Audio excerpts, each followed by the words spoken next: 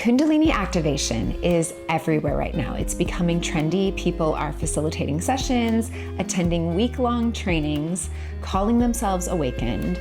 But here's the thing most people don't realize. Activation is not the same thing as awakening, and awakening is not the same thing as embodiment. And if you don't know the difference, you could end up bypassing your own actual evolution, or worse, end up opening yourself up to serious energetic interference. So let's break this down.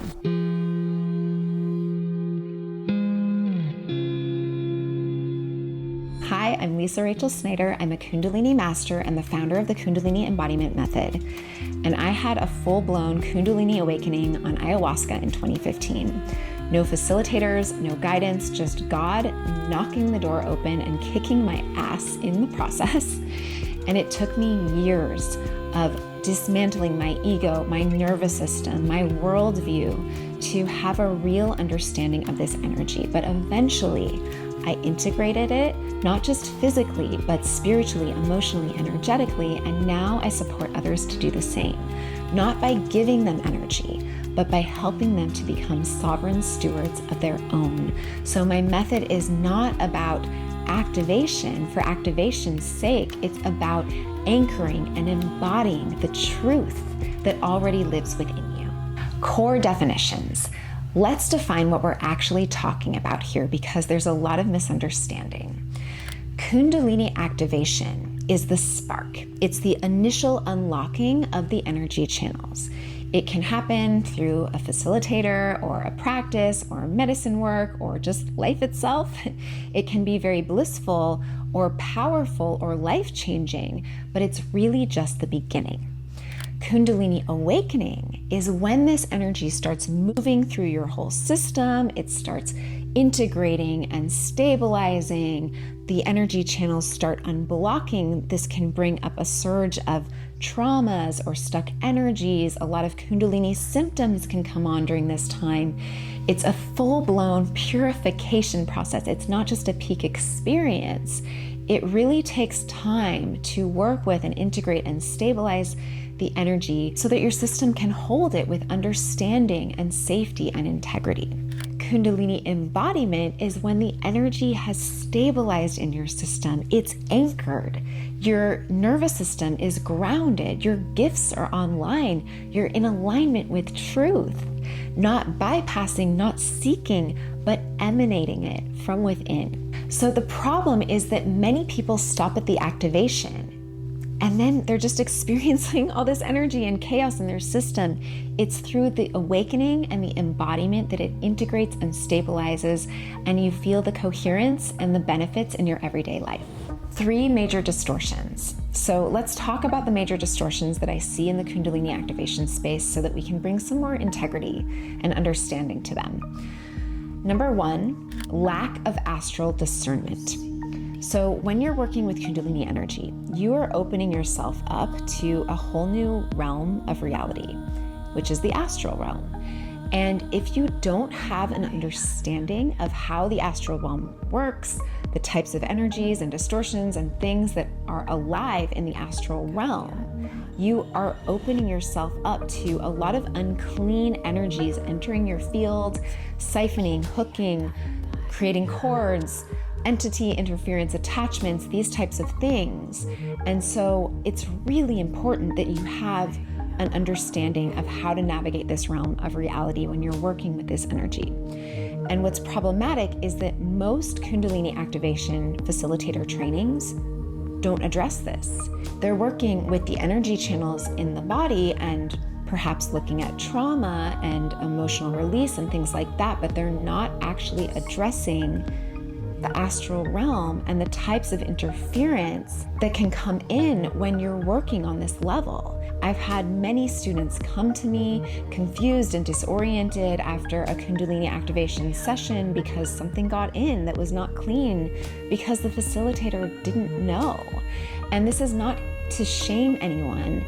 A lot of people do these facilitator trainings without getting the knowledge that is really needed in these spaces. And so that's one of the reasons why I'm talking about it, because it needs to be addressed, on a global scale, anyone working with Kundalini energy, anyone doing shamanic journeys, anything like that has to have an understanding of the astral realm and how to navigate it safely.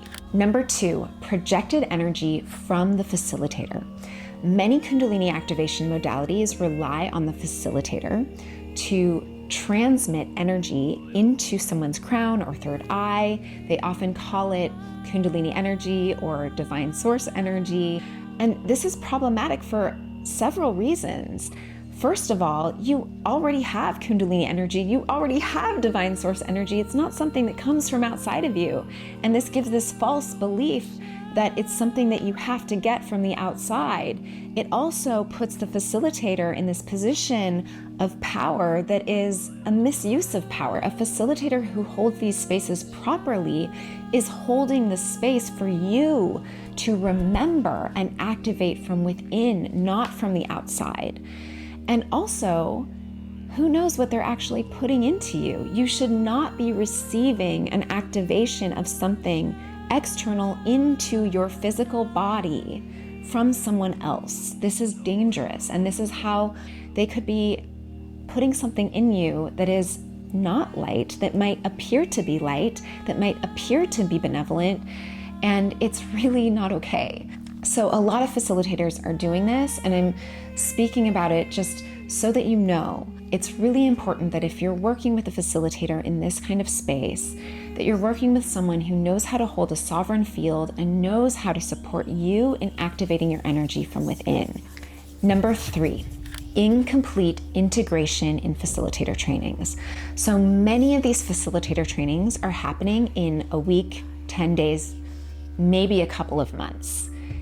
Even that is not a lot of time, especially if you've just had this activation. It takes time to integrate this energy, to actually anchor it into your own physical body. I've seen so many people go through these facilitator trainings in a week, 10 days, whatever, and call themselves facilitators. And it's not wrong in a way, because this is the way these trainings are designed and they're being certified. So of course they feel entitled to call themselves facilitators, but if they haven't actually integrated the energy in their own body, in their own experience, they can't safely hold someone moving through trauma because they haven't done it for themselves.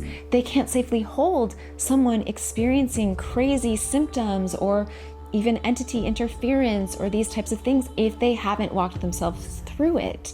So it's one thing to do a training and learn intellectually the teachings. It's a completely other thing to integrate it in your own body and actually embody it. And this is what happens through Kundalini embodiment. You understand these teachings because you've lived them. You're not regurgitating them. You're not sharing something that you learned somewhere. You're actually speaking from your own experience. And this is what makes you a safe and embodied facilitator. The 3 stages of Kundalini Awakening. In my teachings in the Kundalini Embodiment Method, there are 3 distinct stages of the Kundalini Awakening process. Stage 1 is the activation. This is the unlocking of the channels, the spark. Stage 2 is the integration. This is when the energy is moving through your system. Your system is learning how to hold this energy. It's clearing the blockages. It's bringing up trauma. It's bringing up distortions. It's bringing your system into more coherence. And stage 3 is the mastery. And this is when this energy stabilizes in your system. Your nervous system can hold it. You feel safe. You feel embodied. You feel anchored. You understand what's happening, not because of what someone told you, but because you've actually lived it in your own experience. Your field is clean and clear and anchored and embodied. So while the activation is often depicted as a snake, the Kundalini rising, the mastery is a coherent energy field. It's sacred geometry.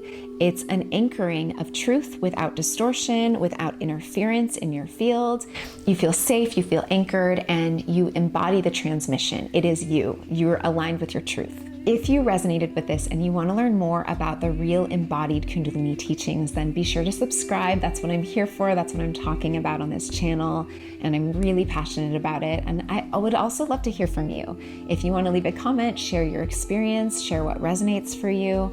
If you'd like to go deeper, I have a free Kundalini Mastery Starter Kit at the link below, and this is a bundle of resources, tools, navigating the Kundalini process from start to finish. It includes PDFs and videos, as well as a directory of sovereign facilitators who work with this energy safely. They've all trained with me in my Kundalini Embodiment Mentorship program, and they know what they're doing.